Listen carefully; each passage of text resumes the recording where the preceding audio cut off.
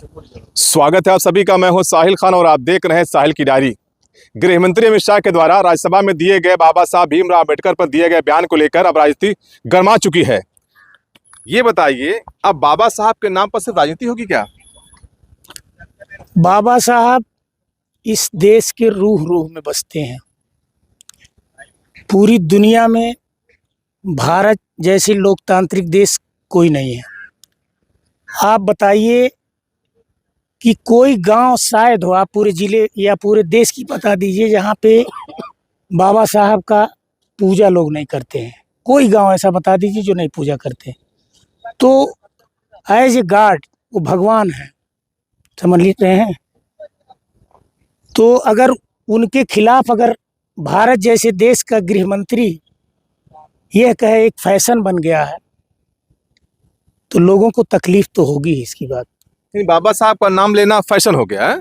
जी, fashion हो गया। अब बताइए, एक इतने बड़े लोकतांत्रिक देश के गृह मंत्री, प्रधानमंत्री के बाद अगर कोई पद है देश में तो गृह मंत्री का है, और ऐसा गैर जिम्मेदाराना बात उन्होंने किया है जो उनको इस गलत बात बोलने का उनको क्षमा मांगना चाहिए या अपने पद से उनको इस्तीफा दे देना चाहिए। तो आप लोग क्या मांग करते हैं?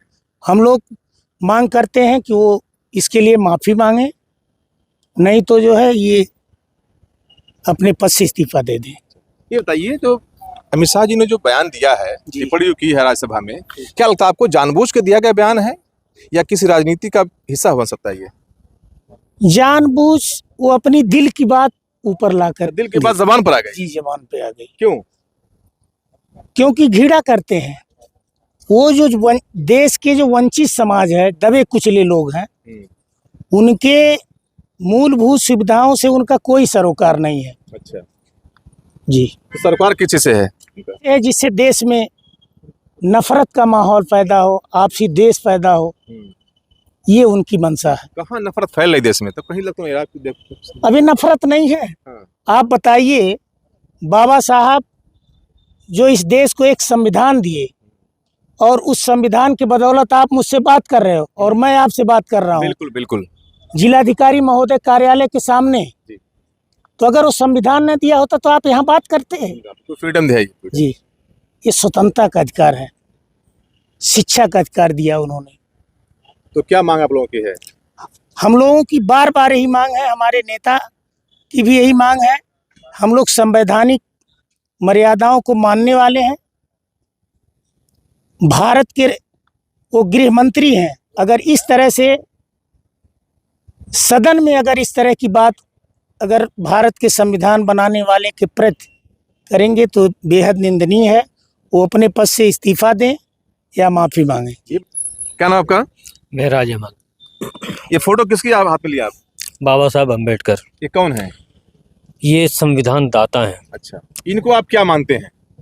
ये भारत के बहुत बड़े महापुरुष हैं और ये सुरक्षित नहीं है, इनका अपमान किया जा रहा है। तो हम यहाँ पर जो जमा हुए हैं वो इसलिए जमा हुए हैं कि जब ये इनका अपमान कर दे रहे हैं तो हम लोगों का क्या हाल होगा, या आम आवाम जो है, जनता है, उनके बारे में इन लोगों की क्या सोच होगी। हम लोग राजनीति करने नहीं आए हैं, इनके समर्थन में आए हैं और हमारे जो राष्ट्रीय अध्यक्ष हैं वो भी इनकी बहुत इज्जत करते हैं और संविधान की हिफाजत के लिए हर जगह लड़ते हैं। सो इसीलिए हम भी लड़ने आए हैं। हम चाहते हैं कि गृह मंत्री या तो इस्तीफा दें या तो फिर माफ़ी मांगें। देखिए, ये लोग AIMIM पार्टी के लोग हैं। ये जिस तरह से राज्यसभा में गृह मंत्री अमित शाह के द्वारा जो टिप्पणी की गई है बाबा साहब पर, उसको लेकर चाहते हैं कि या तो वो भरी सभा में माफ़ी मांगें या वो अपने पद से इस्तीफा दें। लेकिन जिस तरह से देश में राजनीति फैली हुई है ना, उसको देखकर लगता नहीं कि वो भरी सभा में माफ़ी मांगेंगे। जय हिंद, जय भारत।